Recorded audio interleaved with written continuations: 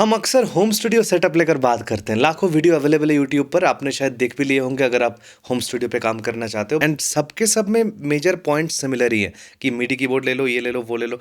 Now in सारी videos में एक बेसिक प्रॉब्लम है जो मैंने आइडेंटिफाई की, वो ये है कि आपका स्टूडियो का पर्पस क्या होने वाला है उसको मद्देनजर ना रखते हुए ये बताया जाता है कि आपको क्या खरीदना है, क्या चीज़ आपको सेटअप करनी है। तो इस उलझन को सुलझाने के लिए लेट अस टॉक अबाउट कि बेसिक क्या क्या टाइप के स्टूडियोज होते हैं, है ना। तो उसके ऊपर डिसाइड करके आप फिर डिसाइड कर सकते हो कि आपको होम स्टूडियो में क्या इक्विपमेंट खरीदना है, क्या करना है, ना करना है। एंड प्लीज रिमेंबर, ये इक्विपमेंट आपका सॉफ्टवेयर तक को भी मतलब अफेक्ट करता है, डिपेंडिंग ऑन आप क्या करना चाहते हो। Okay okay, let's start this thing. पहली बात है कि देखो, एक चीज़ होती है रिकॉर्डिंग स्टूडियो। ऑडियो के केस में रिकॉर्डिंग स्टूडियो सिंपली एक ऐसा सेटअप है जहाँ पे आपके पास रिकॉर्ड करने के लिए माइक्रोफोन्स की अवेलेबिलिटी होती है। ना तो वहाँ पे कोई मीडी कीबोर्ड होता है, ना तो कोई डॉ कंट्रोलर्स होते हैं, कुछ नहीं होता है। सिर्फ एक माइक्रोफोन होता है जो बहुत अच्छा माइक्रोफोन होता है। जनरली कंडेंसर माइक यूज़ किए जाते हैं एंड हो सकता है तरह तरह के माइक्रोफोन्स अवेलेबल हो। एंड एक कंप्यूटर रहेगा जिस कंप्यूटर के अंदर इसकी रिकॉर्डिंग हो रही होगी, और माइक्रोफोन के साउंड को कंप्यूटर में पहुंचाने के लिए बीच में, जैसे कि आपको मालूम है, एक ऑडियो इंटरफेस बिठाना पड़ता है।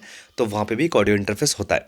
जनरली रिकॉर्डिंग स्टूडियोज़ के जो ऑडियो इंटरफेसेस होते हैं वो थोड़े ज़्यादा पावरफुल होते हैं, क्योंकि एक तो उसमें मल्टीपल स्ट्रीम रिकॉर्ड करने की एक क्षमता होती है। यानी कि अगर 10 माइक्रोफोन्स आपने लगा दिए, ऐसा नहीं होगा कि 10 माइक्रोफोन का सम जो है, यानी कि टोटल जुड़ के एक ऑडियो रिकॉर्ड हो रहा है, वो दसों का ऑडियो सेपरेटली रिकॉर्ड होगा आपके डॉ में। ऑब्वियसली माइक्रोफोन से रिकॉर्डिंग की बात करी जा रही, मतलब एक्यूस्टिक ट्रीटमेंट बहुत ही हाई क्लास होनी पड़ेगी। Sound proofing plus sound treatment दोनों अलग चीज़ होती है।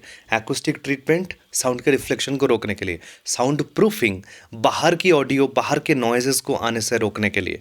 ये दोनों चीज़ें बहुत ही सख्त तरीके से किया जाता है। जनरली डबल ग्लास वगैरह का इस्तेमाल होता है। That's a sound proofing. And obviously acoustic treatment के लिए ऐसे, अब जैसे मेरे पीछे देख रहे हो, ऐसे एक्यूस्टिक पैनल्स वगैरह इस्तेमाल किया जाता है। And that's what a recording studio is. एक रिकॉर्डिंग स्टूडियो का साइज बहुत छोटा भी होता है। मतलब मान लो आपका 6 फीट बाई 8 फीट का एक छोटा सा room, that can be a recording studio. You do not need a fancy big place for it. इसके बाद बात करेंगे प्रोडक्शन स्टूडियो का। प्रोडक्शन स्टूडियो बेसिकली वो एरिया होता है म्यूजिक के केस में जहाँ पे आप बैठ करके म्यूजिक तैयार कर सकते हो। तो प्रोडक्शन स्टूडियो में आपको मिडी कीबोर्ड, डॉ कंट्रोलर्स, अलग अलग टाइप के सिंथेसाइजर्स, ये सारी चीज़ों का कलेक्शन देखने को मिल जाएगा जनरली। एंड टिपिकली एक एडवांस्ड किस्म के डॉ इस्तेमाल किया जाता है जिसमें मिडी फंक्शनलिटी होती है वगैरह वगैरह। बट डॉ सॉफ्टवेयर के बारे में मैं एंड में जाकर बात करूंगा सेपरेटली। एक प्रोडक्शन स्टूडियो में भी एक्यूस्टिक ट्रीटमेंट की जरूरत पड़ती है, बट रिलेटिवली उसकी जरूरत कम पड़ती है। एक प्रोडक्शन स्टूडियो में वर्चुअल साउंड इस्तेमाल करके साउंड जनरेट किया जाता है, जिसमें समझ लो आपके कॉन्टैक्ट लाइब्रेरीज एंड अलग अलग जो लाइब्रेरीज आप सुनते हो, उन सारी चीज़ों की ज़रूरत पड़ती है जो आप कंप्यूटर में डाल के बेसिकली म्यूजिक करते हो। मीडी कीबोर्ड के थ्रू आप जनरली नोट्स एंटर करते हो। एक चीज़ ऐसे समझो कि जैसे रिकॉर्डिंग स्टूडियो को खर्चा करना पड़ता है उसकी sound proofing and acoustic treatment में, एक प्रोडक्शन स्टूडियो को भी एक्यूस्टिक ट्रीटमेंट लगानी पड़ती है, बट उतनी ज़्यादा नहीं। बट उसका मेन खर्चा रह जाता है साउंड लाइब्रेरीज गैदर करने में, है ना। मतलब कि एक प्रोडक्शन स्टूडियो में जो कंप्यूटर यूज़ हो रहा है उसकी पावर काफ़ी ज़्यादा होनी पड़ेगी कंपेयर टू एक रिकॉर्डिंग स्टूडियो में जो कंप्यूटर यूज़ हो रहा है। Alright, generally speaking. इसके बाद हम आएंगे मिक्सिंग स्टूडियोज में। मिक्सिंग स्टूडियो में बेसिकली किस पे फोकस किया जाता है, दैट इज की एक्यूस्टिक ट्रीटमेंट, बेस ट्रीटमेंट क्या चल रहा है। ये जो कॉर्नर में पैनल्स लगे हुए हैं, फिर पीछे जो पैनल्स लगे हैं यहाँ पे देख रहे हो आप, इनसे बेसिकली साउंड का रिफ्लेक्शन को मारना, डिफ्यूजन पैनल्स, ये वो हजारों चीज़ें किया जाता है। तो ट्रीटमेंट बहुत ज़्यादा इंपॉर्टेंट हो जाता है मिक्सिंग स्टूडियो में, क्योंकि वहाँ पे आपके और एक चीज़, monitor speakers. Basically you can understand mixing मतलब आप सुन रहे हो और आप उसको कर रहे हो, तो सुनने का डिवाइस अगर आपका प्रॉपर नहीं तो ऑब्वियसली आपका काम प्रॉपर नहीं निकलेगा। रिकॉर्डिंग के टाइम पे लेट से वो अगर आपको एक टूटा फूटा हेडफोन भी दे दिया कि आप ट्रैक सुनकर गाना गा रहे हो या फिर इंस्ट्रूमेंट बजा रहे हो, इट इज़ फाइन। बट जब आप मिक्सिंग करने बैठ रहे हो, then you are like you are taking all those things that have been recorded और प्रोड्यूस्ड, एंड आप उसको एक कंप्लीट गाने के फॉर्मेट में लेकर आ रहे हो। So that has to be done in a pretty good way. तो इसके लिए ट्रीटमेंट पे सबसे ज़्यादा खर्चा होता है और अच्छे स्पीकर्स वगैरह जोड़ने पड़ते हैं। Computer should be mildly powerful, may not be as powerful as a production computer, but almost nearby. इसके बाद आता है मास्टरिंग। बड़े स्पीकर से चालू करके छोटे स्पीकर तक, ईयरफोन तक, हर एक जगह पे वो गाना सही ट्रांसलेट करे, हजारों चीज़ें होती हैं।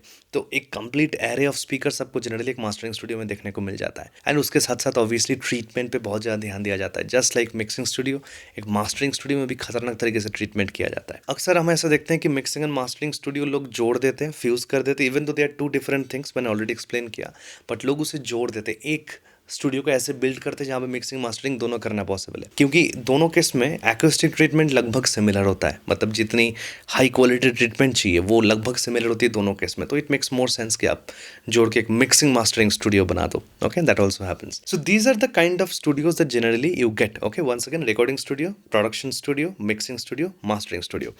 अब आप जब होम स्टूडियो सेटअप करते हो वो काइंड ऑफ ये सबका एक क्या बोलूँ, एक छोटा छोटा वर्जन जोड़ देते हो आप लाइक अगर यहाँ देखोगे अलग अलग आपका ट्रीटमेंट भी लगा हुआ है, ऐसा भी नहीं कि बहुत अच्छे से ट्रीटेड है, प्रूफिंग नहीं है इस रूम में।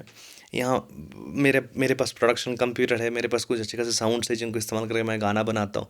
बट अगेन छोटे छोटे स्पीकर्स भी लगे हुए हैं, लाइक मॉनिटर स्पीकर्स, जिस पर आपकी मिक्सिंग वगैरह भी मैं कर लेता हूँ छोटे प्रोजेक्ट्स के। यहाँ पे बड़े प्रोजेक्ट्स ऑब्वियसली हम स्टूडियो को हैंड ओवर करते हैं। तो एक होम स्टूडियो जनरली आपको जो यूट्यूब वीडियोज़ में लोग बताते हैं वो इन सारी चीज़ों का फ्यूजन होता है। इसलिए लोग आपको एक माइक्रोफोन बताएंगे कि ये माइक्रोफोन ले लो, ये इंटरफेस ले लो, ये मीडी कीबोर्ड ले लो, ये कंप्यूटर ले लो, और ये हेडफोन ले लो, मे बी समटाइम्स ये मॉनिटर ले लो। That's it, that's how people tell you to set up a home studio. But अभी इस डिस्कशन के बाद आपको डेफिनेटली पता चल गया कि अलग अलग चीज़ें होती हैं, and accordingly you have to kind of set up your home studio. आपको डिसाइड करना पड़ेगा किस तरफ आप फोकस करोगे। अगर आपका सिर्फ और सिर्फ प्रोडक्शन करना है, आपको मिक्सिंग मास्टरिंग या रिकॉर्डिंग भी लेट से कभी नहीं करनी है, तब ऑब्वियसली आप बहुत ज़्यादा एक्यूस्टिक ट्रीटमेंट में खर्चा करके पैसा बर्बाद हो जाएगा, आपका कोई फ़ायदा नहीं होगा। सिर्फ प्रोडक्शन करना, even a pair of headphones is fine for doing that. I mean unless you have a very poor quality headphone, it should also be fine. But again अगर आपको मिक्सिंग करनी है, थोड़ा बहुत उस चीज़ को वैसा करना है, तो आपको मॉनिटर्स लगाने पड़ेंगे, इमीडिएटली ट्रीटमेंट लगानी पड़ेगी। जनरली रूल ऑफ थंब ऐसा होता है कि भाई अगर आप एक सिंगर हो, आप बस सिंगिंग करना चाहते हो कैराओके वैराओके के ऊपर, या फिर मे बी कहीं से आपको ट्रैक्स मिल जाते हैं, तो बेसिकली आपको एक रिकॉर्डिंग स्टूडियो डेवलप करना है आपके होम स्टूडियो में। That means you need to work on proofing and treatment, and you need to invest on high quality microphones, and even a headphone is fine, क्योंकि आपको बस वो सुनकर गाना ही तो गाना है, उसके साथ आपको मिक्सिंग थोड़ी करनी है।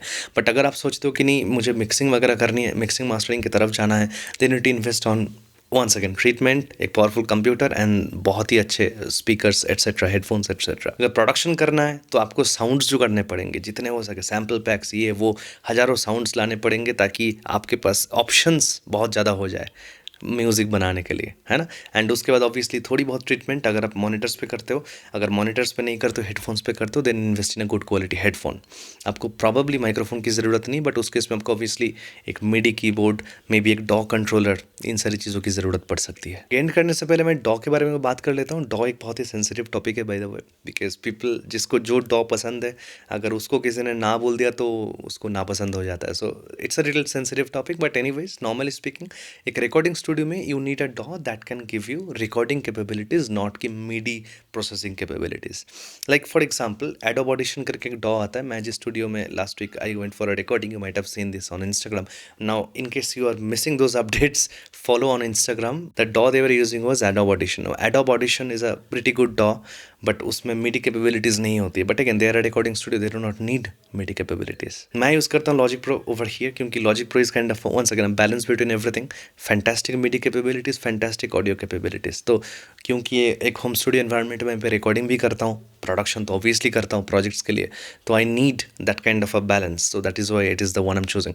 अगर मैं कंप्लीटली एक प्रोडक्शन ओरिएंटेड डॉ की बात करूँ, जहाँ पे लेट से मुझे ऑडियो रिकॉर्डिंग लेकर उतना खेलने की ज़रूरत नहीं है, बट मीडी लेकर बहुत छेड़छाड़ करना पड़ता है, then probably I would have chosen Ableton Live. Ableton Live एक फैबुलस डॉ है मीडी कैपेबिलिटीज़ की अगर सिर्फ बात करी जाए तो। वंस अगेन अगर कोई बंदा लेट से फिल्मों के पीछे म्यूज़िक करता है, ठीक है, बैकग्राउंड म्यूज़िक वगैरह करने का प्रोजेक्ट्स लेता है, तो दे probably have to go with Cubase, Neo sort of एक तरफ, या फिर Logic Pro भी आ सकते हो। Pro Tools is also a good option, but again Pro Tools का सब्सक्रिप्शन मॉडल होता है, तो I do not think lot of people love that कि every year or every month you are paying certain amount of money to keep a software, right? Again that's the problem with Adobe as well, तो वो तो आपको थोड़ा देखना ही पड़ता है कि कैसे क्या किया जाए। These are generally the DAW softwares that are pretty good. इनकी अलग अलग कैपेबिलिटीज जैसे मैंने बताई इनकी होती है, अकॉर्डिंगली आपको चूज़ करना पड़ेगा। मेरे इस वाले रूम को मैंने किस तरीके से एक होम स्टूडियो में कन्वर्ट किया, उसके ऊपर वीडियो यहाँ पे आपको मिल जाएगी, और नीचे ये वाली वीडियो में मैंने इस रूम का एक्यूस्टिक ट्रीटमेंट डिस्क्राइब किया है। इस वीडियो में दी हुई इन्फॉर्मेशन अच्छी लगी तो ज़रूर से वीडियो को लाइक कर देना, और नीचे कमेंट करके बताना सबसे इंटरेस्टिंग इन्फॉर्मेशन कौन सी थी।